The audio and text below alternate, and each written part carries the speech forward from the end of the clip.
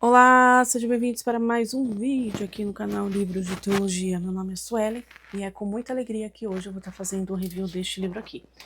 Mas antes, se você ainda não é inscrito no canal, já te peço fortemente para você se inscrever, ativar as notificações, para vocês não perderem nenhum vídeo que eu vou estar postando aí durante a semana.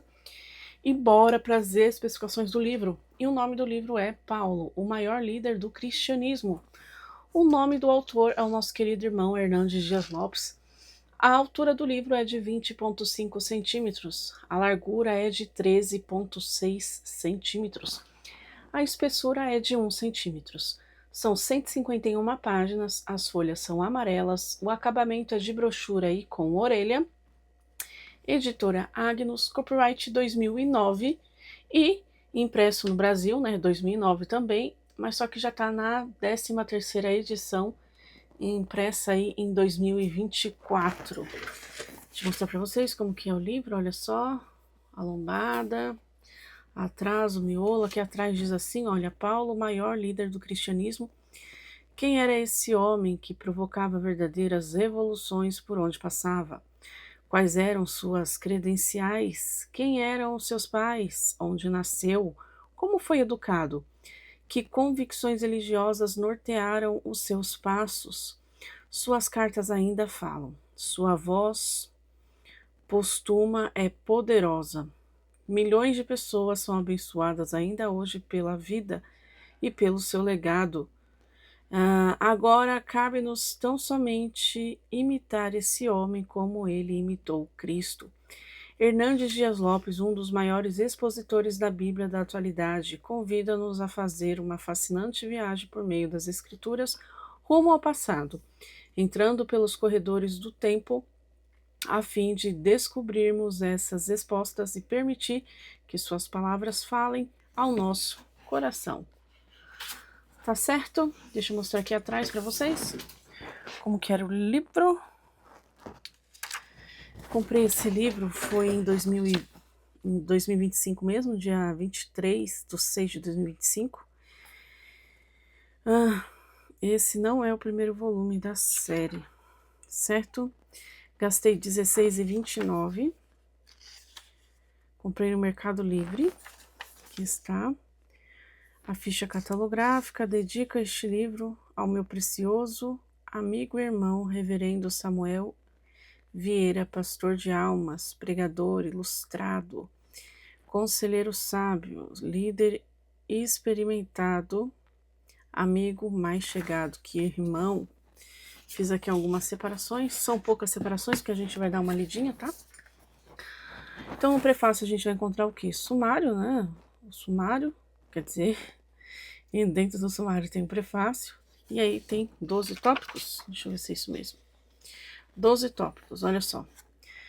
O primeiro tópico, um religioso memorável, depois um perseguidor implacável, um touro indomável, uma pedra bruta lapidada, semeando com lágrimas, colhendo com júbilo, uma agenda estabelecida no céu, uma despedida regada de emoções, uma saraivada de problemas, um homem sob ataque, a viagem de Paulo a Roma, a primeira prisão em Roma, a segunda prisão em Roma e o martírio. Olha lá, prefácio. A gente já entra no capítulo 1, mas antes vamos ver aqui o prefácio um pouquinho, tá? O apóstolo Paulo foi certamente o maior evangelista, o maior teólogo, o maior missionário e o maior plantador de igrejas de toda a história do cristianismo. Plantou igreja nas províncias da Galácia, Macedônia, Acaia e Ásia Menor. Nenhum homem exerceu tanta influência sobre nossa civilização. Nenhum escritor foi tão conhecido e teve suas obras tão divulgadas e comentadas quanto ele. Embora tenha vivido sob fortes pressões internas e externas, não deixou jamais sua alma ficar amargurada. Paulo foi o maior bandeirante do cristianismo, seu expoente mais ilustre, seu arauto mais eloquente, seu embaixador mais conspícuo. Pregou com zelo aos gentios e aos judeus nas escolas, cortes, palácios, sinagogas. praças e prisão. Com a mesma motivação, pregou quando tinha fartura e também quando passava por privações. Ele enriqueceu muitos, sem nada possuir, embora tenha experimentado fome e frio, suportado cadeias e tribulações, passado os últimos dias numa masmorra e enfrentado o martírio que, né, por ordem de um imperador insano, sua vida ainda inspira milhões de pessoas em todo o mundo. Sua conversão extraordinária foi um divisor de águas, não só em sua vida, mas também na história da humanidade. Antes dessa insólita experiência, foi o maior perseguidor do cristianismo. Depois dela, tornou-se o maior arauto. Sua vida foi vivida sempre com grande ardor e paixão. Antes de sua conversão, seu zelo sem entendimento o levou a perseguir implacavelmente os cristãos, né? Depois de sua conversão, seu zelo pela glória de Deus o fez gastar-se sem reservas pelos cristãos. Convido você, leitor, a acompanhar comigo a vida desse gigante de Deus, quer dizer, enquanto o veterano apóstolo nos toma pela mão e nos guia pelas veredas de suas variadas experiências. É necessário termos os olhos abertos e o coração disposto para aprender com ele preciosas e ricas lições. Que Deus nos ajude nessa gloriosa aventura. Hernandes Dias Lopes. No capítulo 1 vai falar então um religioso memorável. E aí tem um pouquinho aqui de páginas aqui, tá bom? E depois já vai para o capítulo 2. Quem era esse homem que provocava verdadeiras evoluções por onde passava? Quais eram as suas credenciais? Quem eram seus pais? Onde nasceu? Como foi educado? Que convicções religiosas nortearam-lhes os passos? Convido você a fazermos uma viagem rumo ao passado, encostando pelos corredores do tempo. Encostando não, entrando pelos corredores do tempo. A fim de descobrirmos essas respostas. Nossa fonte primária é as Sagradas Escrituras. Dela emanam as informações mais importantes sobre a sua vida. O mistério e a morte desse gigante do cristianismo. É tempo de começarmos essa viagem. Em primeiro lugar, Paulo era judeu por nascimento. Em sua defesa em Jerusalém, após a sua dramática prisão, teve a oportunidade de se dirigir à multidão alvoroçada, dizendo: Eu sou judeu, nasci em Tarso de Cilícia. Atos capítulo 22, versículo 3. Seus pais eram judeus. O sangue que corria em suas veias eram os mesmos que corriam na veia do patriarca Abraão. Ao combater a ideia errada dos falsos mestres judaizantes, que nutriam uma falsa confiança na sua linguagem judaica, Paulo responde: bem que eu poderia confiar também na carne. Se qualquer outro pensa que pode confiar na carne, eu ainda mais, circuncidado ao 8º dia, da linhagem de Israel, da tribo de Benjamim, hebreu de hebreus. Paulo era um judeu puro sangue, um judeu de gema, procedido da mais importante tribo israelita e de Benjamim. Em segundo lugar, Paulo foi criado dentro da fé judaica. Paulo nasceu em Tarso da Cilícia. Seus pais o educaram na fé judaica, uma vez que foi circuncidado ao 8º dia, Filipenses 3:5. Desde sua infância bebeu o leite da piedade e aprendeu os preceitos da lei de Deus. Jamais foi um jovem devasso. O zelo sempre ardeu em seu peito. Seu propósito em servir a Deus foi o vetor que governou sua vida. Dominava com grande desenvoltura o conhecimento da lei e as opiniões mais importantes dos grandes mestres de sua época.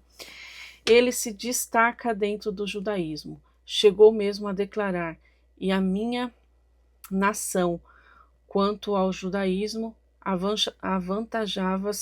avantajava-me há muito de minha idade, sendo extremamente zeloso das tradições de meus pais. Gálatas 1:14. Em terceiro lugar, Paulo foi educado em Jerusalém aos pés de Gamaliel, perante grande multidão em Jerusalém. Paulo dá seu testemunho: criei-me nessa cidade, e aqui fui instruído aos pés de Gamaliel, segundo a exatidão da lei de nossos antepassados, sendo zeloso para com Deus, assim como todos vós sois no dia de hoje. Atos 22:3. Jerusalém era a cidade santa. Lá estavam os escribas e doutores da lei. Lá estavam o templo e os sacrifícios. E estavam a lei e as cerimônias. Lá estavam os sacerdotes e os rabinos, né? Lá estavam o sinédrio. Essa cidade transpirava religião. Tudo girava em torno do sagrado. Na cidade de Davi, Paulo foi instruído aos pés de Gamaliel, o maior e o mais ilustre rabino daquela época, homem culto, sábio e piedoso. Ele foi instruído segundo a exatidão da lei de seus antepassados. Conhecia bem de perto as tradições de seu povo. Sabia de cor as inúmeras regras e preceitos criados pelos anciões. A tradição oral, fruto da interpretação meticulosa e extravagante dos escribas, era observada cuidadosamente por esse jovem brilhante. Em quarto lugar, Paulo tinha uma vasta cultura secular. Paulo era um erudito. Seu conhecimento transcendia o campo religioso. Estava familiarizado com o conhecimento mais refinado de sua época. Paulo era um poliglota, ou seja, falava vários idiomas. Trafegava com desenvoltura pelos corredores do passado e citava com precisão grandes pensadores e filósofos dos tempos antigos. Quando pregou na capital intelectual do mundo, a Atenas de Péricles, Sócrates, Platão e Aristóteles, não hesitou em citar alguns poetas atenienses. Atos 17:28. Quando escreveu a Tito na linha de Creta, fez reverências a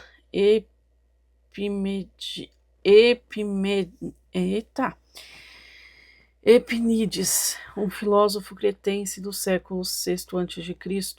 Paulo tinha uma cultura enciclopédica. Fespo, mesmo fazendo troça do apóstolo, precisou se curvar à realidade insofismável de que Paulo era um homem de muitas letras. Atos 26:24. O próprio apóstolo Pedro faz reverência à sabedoria de Paulo, dizendo que ele escreveu coisas difíceis de entender, que os ignorantes e intestáveis deturpam para sua própria destruição. 2 Pedro 3, do 15 ao 16. Em quinto lugar, Paulo era fariseu, membro da seita mais rigorosa dos judeus. Escrevendo aos Filipenses, descreveu sua vida pretérita nestes termos. Quanto à lei, eu era fariseu. Filipenses 3:5. Diante do rei Agripa, quando estava sendo acusado em Cesareia, disse: porque vivi fariseu conforme a seita mais severa de nossa religião. Atos 26:5. Como fariseu, Paulo era zeloso da lei. Como fariseu, era extremamente zeloso das tradições de seus pais. Gálatas 1:14. Como fariseu, enfrentava assiduosamente a sinagoga. Como fariseu, dava dízimos criteriosamente e jejuava regularmente.